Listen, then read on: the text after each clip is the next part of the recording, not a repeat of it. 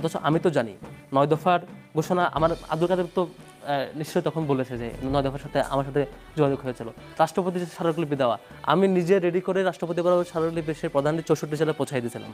মানে 64 জেলা আমার লোকদের কাছে পৌঁছে দিয়ে সেটা নিশ্চিত করছি যাতে ডিসি বরাবর পৌঁছায়, এবং রাষ্ট্রপতি বরাবর ঢাকার তো মাহফুজ ভাই এটা সাক্ষ্য দেবেন নিশ্চয়ই। তারপর পরবর্তী remembering our heroes program, march for justice, প্রত্যেকটা সিদ্ধান্ত প্রেস রিলিজ আমাদের হাত দিয়ে টাইপ করে পাঠানো এবং করা, এভাবে করে প্রত্যেকটা প্রোগ্রাম থাকবে। আমি কিন্তু ক্রেডিটের রাজনীতিতে যাই নাই। কেন যায় নাই? কারণ এই ক্রেডিট নিতে গেলে এই যেই প্রাইভেট ইউনিভার্সিটির শিক্ষার্থীরা, কমি মাদ্রাসার শিক্ষার্থীরা, কৃষকেরা, শ্রমিকেরা, শিশুরা জীবন দিল, এখানে ভাগ হইতে থাকবে। 2 উইকসের মধ্যে আমাদের 144টা ইউনিটের কমিটি হয়ে যাবে। নেভার এভার কখনো দেখেন এবং দেখবেন না যে ইন্টারনাল কোনো ক্ল্যাশ, কারো কুশপত্র লিখে দাহ, ককটেল বিস্ফোরণ এক গ্রুপের বিরুদ্ধে, কখনো দেখবেন না। নেভার এভার এটা হয় নাই, সামনেও হবে না। নাম্বার 1 প্রবলেমটা হচ্ছে ক্রেডিট নিতে চাই।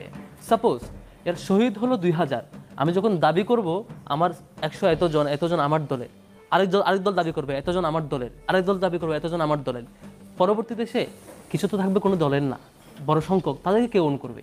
সেদিক থেকে আমাদের ছাত্র শিবিরের স্ট্যান্ড ছিল সকল শহীদকে আমরা ওন করব, সবার বাড়ি বাড়ি যাব, সবাইকে ওন করব, সবাইকে আমরা এটাকে আমাদের অন্যান্য সাংগঠনিক শহীদকে যেভাবে আমরা ধারণ করি বুকে, সেভাবে ধারণ করতে থাকবো। আমাদের সদ্য এই যে কয়েকদিন আগে কেন্দ্রীয় সদস্য সম্মানিত হলো, আমাদের ছাত্র দলের যিনি ভাইরা বলেন যে শহীদ ওয়াসিমের পিতা কিন্তু আমাদের প্রোগ্রামে আসছে। আমরা কিন্তু তাদেরকেও ওন করি।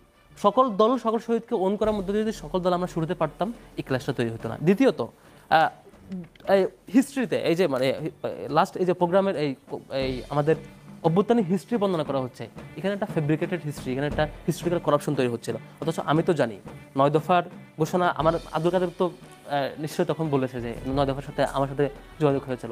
রাষ্ট্রপতি যে স্মারকলিপি দেওয়া, আমি নিজে রেডি করে রাষ্ট্রপতি বরাবর স্মারকলিপি সে প্রধানমন্ত্রী 64 জেলায় পৌঁছাই দিয়েছিলাম।